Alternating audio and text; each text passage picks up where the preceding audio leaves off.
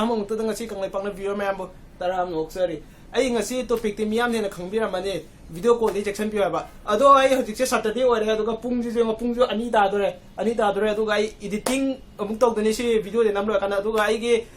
PC-ꯗꯨꯁꯨ ꯌꯥꯝꯅ ꯍꯅꯨꯕ ꯑꯣꯏꯔꯕꯅꯤꯅ ꯍꯥꯏꯗꯤ ꯑꯦꯛꯁꯄꯣꯔꯠ ꯇꯧꯕ ꯃꯇꯝꯗ ꯃꯇꯝ ꯌꯥꯝ ꯆꯪꯉꯦ ꯑꯗꯨꯅ ꯑꯩꯒꯤ ꯇꯣꯄꯤꯛꯁꯦ ꯍꯥꯏꯗꯤ ꯐꯣꯟ ꯄꯨꯊꯣꯛꯑꯒ ꯐꯣꯟꯗ ꯑꯃꯨꯛ ꯄꯨꯊꯣꯛꯑꯒ ꯎꯠꯄ ꯑꯩꯅ ꯑꯃꯨꯛ ꯑꯗꯩ ꯑꯩꯅ ꯋꯥ ꯉꯥꯡꯕ ꯇꯧꯕꯗ ꯏꯗꯤꯇꯤꯡꯗꯣ ꯃꯇꯝ ꯌꯥꯝ ꯃꯥꯡꯉꯦ ꯑꯗꯨꯅ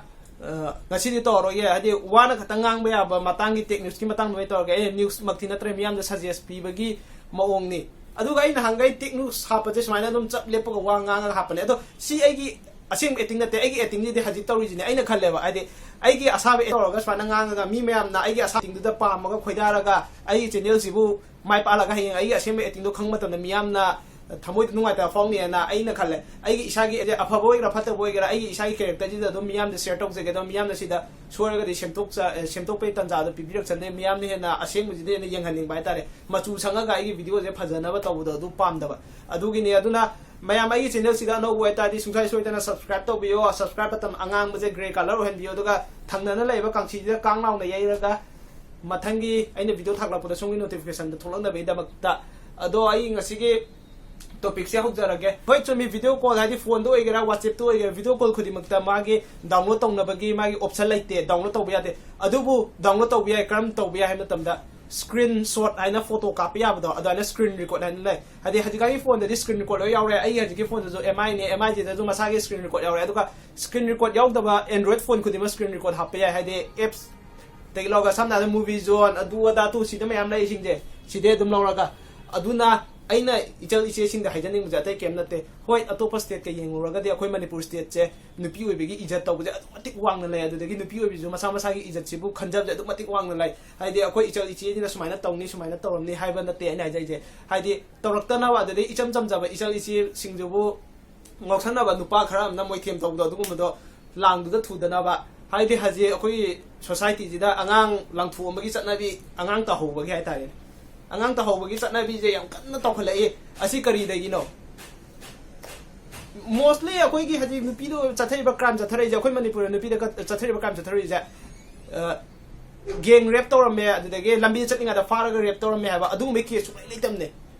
tawri singe nuksinaraga tawram nga tane aduna nuksinare ije karai de nuksinare ge hama tamda phone dage phone lak padage akoi nupi gi ijat mangbaje adu matik ti makha da tara amne aduna mayam khatang do ita ju kan ga raina aina hajam ne do mayam ne hena de khangbira magani screen record tawbi ai khotbi ai do aina hajar jina ichal iche icham cham jaba khara am lai jari kem khanja da badum niom chumna phone je paijaga yamna chamna khanjaruba adu da moina nupa khara mo them tawbudo torom tawwe hai dinate ko torom be ai adu do thokta na ba songmu khudung thi de thokta na ba ina miyam da ai si topic se miyam da share tok jabane hai de somna video call taw matam da ka manung jida kana su leitre iton da lai kana su khangro ina somgi ka henba feel do uthong no feel do hire no have de somga wai sane mi de video record tawrama adu ta de hayeng kanam ta utre ba ka do malem punna makna loina uba mafam amu arakani aduna nupi obi punsi jidi adu matik lubani samna da mingsel gumane pakna phajana laige adu matik phajaba amu ek tar kai gi matam da hane fibam da hajan da ya da punsi ni nupi punsi de phajaba da zo haninga leitana phajai lekha ta da zo haninga leitana lekha ta aduna mayam aina haire yai makai section biu aduga nupa haiba jat che yai makai chahi tare nungsinagre nipan nungsinagera relationship thambi daba yamna achet pamaram di yengsi noisu apetang khanji haide chahi mari manga tare nipan laiminaraba laibak miyam khangdana pungjau thindana luhongaba nupi macha anium pu obje divorce to wi nai ne ba mo chanarak ta berge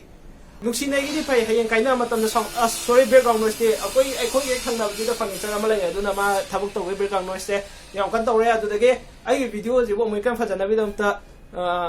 mai amtang lai jage taw ne do mai ba mu lai bangam de live blocker ni na adubo mayam do haninga lai tan thaga chari habde ai gi asyamna paktaba ka dina paktaba ai bu mayam nuksi biduna ai gi subscribe je bo aje 6.5k yaure aduna mayam dam ta haninga lai tan nuksi je adu oita di nangna nusinai bu nupa chahi ama ani nusinaraga laibak miyam na khangna pungjau thinna luhong bu te kem taw ne te na bani khatang nusinaraga adu da nangi punsi gi oirani haina adu do yam ting e tasing na e adu kamaina khanba ngamino adu hoi ꯑꯩꯗꯤ ꯌꯥꯝ ꯈꯪꯕ ꯍꯩꯕ ꯅꯠꯇꯦꯀꯣ ꯄꯛꯇꯤ ꯄꯛꯇ꯭ꯔꯦ ꯑꯩ ꯉꯁꯤꯒꯤ ꯇꯣꯄꯤꯛꯁꯦ ꯑꯗꯨ ꯇꯥꯔꯁꯨ ꯑꯩ ꯅꯨꯡꯇꯤꯒꯤ ꯇꯦꯛ ꯅ꯭ꯌꯨꯁ ꯄꯥꯡꯊꯣꯛꯄꯒꯤ ꯃꯇꯨꯡ ꯏꯟꯅ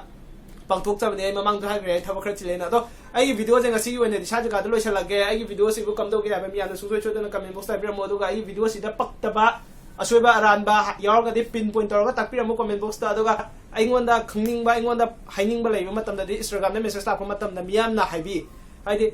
ꯕ꯭ꯔꯣ ꯑꯗꯨꯗꯩ ꯁꯣꯝꯗ ꯀꯩꯅꯣꯝꯇ ꯍꯥꯏꯖꯒꯦ ꯊꯕꯛ ꯆꯤꯟꯕ꯭ꯔꯥ ꯕ꯭ꯔꯣ ꯇꯦꯛꯁ ꯈꯛꯇꯪ ꯊꯥꯅꯕ ꯌꯥꯒꯗ꯭ꯔꯥ ꯑꯗꯥ ꯆꯤꯡꯅ ꯑꯩ ꯀꯩꯝ ꯑꯣꯏꯗꯦ ꯑꯩ ꯏꯆꯝ ꯆꯝꯕ ꯃꯤꯆꯝ ꯑꯃꯅꯤ ꯁꯣꯝꯒꯨꯝꯕꯅꯦ ꯑꯗꯨꯝ ꯐ꯭ꯔꯤ ꯑꯦꯟ ꯐ꯭ꯔꯦꯡ ꯑꯣꯏꯅ ꯂꯣꯏꯅꯖꯩ ꯑꯩꯁꯦ ꯅꯣꯏꯒꯤ ꯅꯆꯥꯅꯤ ꯅꯅꯥꯎꯅꯤ ꯈꯟꯕꯤꯌꯨ ꯍꯥꯏꯗꯤ ꯅꯪꯒꯤ ꯅꯨꯡꯁꯤꯕ ꯃꯔꯨꯞꯇꯨꯗ ꯕꯦꯕꯥꯔ ꯇꯧꯔꯒ ꯋꯥ ꯉꯥꯡꯕ꯭ꯔꯅꯦ ꯑꯗꯨꯃꯥꯏꯅ ꯇꯧ ꯑꯩꯁꯨ ꯁꯣꯝꯗ ꯑꯗꯨꯝ ꯐ꯭री ꯑꯦꯟ ꯐ꯭रेंक ꯑꯣꯏꯅ ꯉꯥꯡꯖꯒꯦ ꯐ꯭री ꯑꯦꯟ ꯐ꯭रेंक ꯑꯣꯏꯅ ꯂꯣꯏꯅꯖꯒꯦ ꯕ꯭ꯔꯣ ꯅꯨꯡ ꯀꯩꯝ ꯍꯥꯏꯕꯤꯔꯛꯀꯅꯨ ꯑꯩꯒꯤ ꯃꯤꯡ ꯄꯛ ꯊꯣꯏ ꯑꯗꯣ ꯄꯛꯇꯕ ꯊꯣꯏ ꯍꯥꯏꯅ ꯀꯧꯕꯤꯔꯛꯑꯣ ꯑꯁꯤꯅ ꯆꯥꯟꯅꯔꯅꯤ ꯈꯪꯉꯦ ꯑꯩꯒꯤ ꯀꯦꯔꯦꯛꯇꯔꯁꯤꯒꯗꯤ ꯑꯗꯨꯅ ꯃꯌꯥꯝ ꯀꯩꯝ ꯍꯥꯏꯕꯤꯅꯨ ꯁꯣꯝꯅ ꯈꯪꯅꯤꯡꯉꯤꯕꯁꯤꯡꯗꯣ ꯍꯥꯏꯗꯤ ꯁꯨꯃꯥꯏꯅ ꯍꯥꯏꯕꯤꯔꯛꯑꯣ ꯊꯣꯏ ꯁꯤ ꯋꯥꯆꯞ ꯍꯦꯛꯁꯦ ꯑꯩꯒꯤ ꯐꯣꯟꯁꯦ ꯃꯤꯅ ꯋꯥꯆꯞ ꯍꯦꯛ ꯇꯧꯈ꯭ꯔꯦ ꯑꯗꯣ ꯀꯃꯥꯏꯅ ꯁꯤꯗꯒꯤ ꯉꯥꯛꯊꯣꯛꯀꯅꯤ ꯁꯤ ꯑꯝꯇ ꯍꯥꯏꯕꯤꯔꯛꯑꯣ ꯁꯨꯃꯥꯏꯅ ꯆꯤꯡꯕ ꯗꯥꯏꯔꯦꯛ ꯄꯣꯏꯟꯠꯇꯨꯗ ꯑꯗꯨꯝ ꯍꯥꯏꯕꯤꯔꯛꯑꯣ ꯑꯗꯨꯅ ꯍꯦꯟꯅ ꯄꯥꯝꯖꯩ ꯑꯗꯨꯗꯒꯤ ꯑꯩꯒꯤ ꯏꯟꯁꯇꯥꯒ꯭ꯔꯥꯝꯗ ꯑꯗꯨꯝ ꯑꯗꯥꯏꯅ ꯀꯣꯏꯊꯣꯛꯑ ꯁꯨꯝ ꯉꯥꯡ ꯂꯩꯕꯗ ꯑꯩꯅ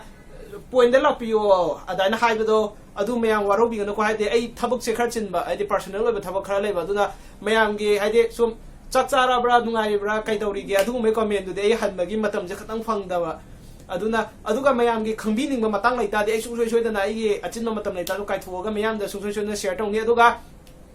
ꯑꯩꯒꯤ ꯚꯤꯗꯤꯑꯣꯁꯦ ꯍꯞꯇꯥ ꯑꯃꯗ ꯑꯅꯤꯔꯛ ꯁꯦꯝꯁꯤꯔꯥ ꯍꯥꯏꯅ ꯈꯜꯂꯦ ꯍꯥꯏꯗꯤ ꯇꯦꯛꯅꯤꯛꯁꯦ ꯑꯗꯨꯛ ꯃꯇꯤꯛ ꯌꯥꯝꯅ ꯅꯣꯡꯃꯩ ꯇꯦꯛꯅꯤꯛ ꯁꯨꯝ ꯊꯣꯛꯂꯛꯄ ꯑꯗꯨꯗꯩ ꯍꯥꯟꯅ ꯈꯪꯗꯕ ꯃꯌꯥꯝ ꯑꯃꯁꯨ ꯂꯩꯕ ꯑꯗꯨꯗꯒꯤ ꯍꯧꯖꯤꯛ ꯑꯩꯉꯣꯟꯗ ꯇꯦꯛꯅꯤꯛꯁꯀꯤ ꯔꯤꯀ꯭ꯋꯦꯁ ꯂꯩꯔꯤꯁꯦ ꯑꯃꯅ ꯑꯣꯟꯂꯥꯏꯟꯗꯒꯤ ꯀꯃꯥꯏꯅ ꯄꯣꯠ ꯆꯩ ꯀꯛꯀꯅꯤ ꯍꯥꯏꯕ ꯑꯝꯇ ꯇꯥꯛꯄꯤꯔꯛꯑꯣ ꯑꯗꯨꯒ ꯑꯃꯅ ꯑꯩꯈꯣꯏꯒꯤ ꯃꯦꯃꯣꯔꯤ ꯆꯤꯞꯁꯦ ꯁꯤ ꯀꯃꯥꯏꯅ ꯄꯤꯟ ꯀꯣꯗ ꯊꯝꯒꯅꯤ ꯑꯗꯩ ꯑꯃꯅ WhatsApp ꯍꯦꯛꯁꯦ ꯀꯃꯥꯏꯅ ꯇꯧꯒꯅꯤ ꯍꯥꯏꯕꯒꯤ ꯃꯇꯥꯡ ꯇꯥꯛꯄꯤꯔꯛꯑꯣ ꯍꯧꯖꯤꯛ ꯑꯩꯉꯣꯟꯗ ꯇꯣꯄꯤꯛ ꯑꯍꯨꯝꯁꯤ ꯂꯩ ꯑꯗꯣ ꯃꯣꯏꯗꯗꯤ ꯍꯥꯏꯖꯈꯤꯕꯅꯦ ꯍꯥꯏꯗꯤ ꯑꯩ ꯁꯨꯡꯁꯣꯏ ꯁꯣꯏꯗꯅ ꯃꯊꯪꯒꯤ ꯚꯤꯗꯤꯑꯣꯗ ꯃꯊꯪꯒꯤ ꯕ꯭ꯂꯣꯛꯇ ꯑꯩ ꯁꯦꯝꯖꯔꯛꯀꯦꯅ ꯑꯗꯨꯒꯤꯗꯃꯛꯇ ꯉꯥꯛꯄꯤꯒꯅꯤ ꯍꯥꯏꯕꯗꯤ ꯑꯩ ꯃꯃꯥꯡꯗꯁꯨ ꯍꯥꯏꯈ꯭ꯔꯦ ꯑꯩ ꯄꯔꯁꯣꯅꯦꯜꯒꯤ ꯊꯕꯛ ꯑꯆꯤꯟꯕ ꯂꯩꯕꯅ ꯑꯩ ꯑꯗꯨꯒꯨꯝꯕ ꯚꯤꯗꯤꯑꯣ ꯁꯦꯝꯕ ꯉꯝꯗꯦ ꯑꯩ ꯁꯨꯡꯁꯣꯏ ꯁꯣꯏꯗꯅ ꯁꯦꯝꯕꯤꯔꯛꯀꯅꯤ ꯑꯗꯨꯒ ꯃꯌꯥꯝꯅ ꯍꯥꯏꯕꯤꯔꯝꯃꯣ ꯑꯩꯒꯤ ꯆꯦꯅꯦꯜꯁꯦ ꯃꯌꯥꯝꯒꯤ ꯆꯦꯅꯦꯜꯗꯤ ꯑꯩ ꯏꯇꯣꯟꯗꯩ ꯆꯦꯅꯦꯜ ꯅꯠꯇꯦ ꯃꯌꯥꯝꯒꯤꯁꯨ ꯁꯖꯦꯁ ꯈꯔ ꯇꯧꯕꯤꯔꯝꯃꯣ ꯍꯥꯏꯗꯤ ꯍꯞꯇꯥ ꯑꯃꯗ ꯚꯤꯗꯤꯑꯣ ꯑꯅꯤ ꯍꯥꯞꯀꯠꯁꯤꯔꯥ ꯅꯠꯇ꯭ꯔꯒ ꯁꯨꯃꯥꯏꯅ ꯋꯤꯛꯂꯤꯗ ꯚꯤꯗꯤꯑꯣ ꯑꯃꯃꯝ ꯈꯛꯇꯪ ꯁꯇꯔꯗꯦ ꯈꯛꯇꯪ ꯍꯥꯞꯀꯠꯁꯤꯔꯥ ꯍꯥꯏꯅ ꯑꯗꯣ ꯃꯤꯌꯥꯝꯒꯤ ꯃꯣꯠꯇꯨꯒꯤ ꯃꯇꯨꯡ ꯏꯟꯅ ꯑꯩꯈꯣꯏꯒꯤ ꯆꯦꯅꯦꯜꯁꯦ ꯄꯨꯟꯅ ꯆꯥꯎꯈꯠꯃꯤꯟꯅꯕ ꯇꯧꯁꯤ ꯑꯗꯣ ꯉꯁꯤꯒꯤꯗꯤ ꯑꯩ ꯚꯤꯗꯤꯑꯣꯁꯦ ꯂꯣꯏꯁꯤꯜꯂꯒꯦ ꯃꯇꯥꯡꯁꯤꯗ ꯕꯥꯏ ꯕꯥꯏ ꯃꯊꯪꯒꯤ ꯕ꯭ꯂꯣꯛ ꯂꯥꯛꯇ꯭ꯔꯤꯕꯨ ꯃꯌꯥꯝ ꯄꯨꯟꯅ ꯀꯥꯏꯃꯤꯟꯅꯔꯁꯤ ꯁꯅꯥ ꯂꯩꯕꯥꯛ ꯀꯪꯂꯩꯄꯥꯛꯅ ꯌꯥꯏꯐꯔꯦ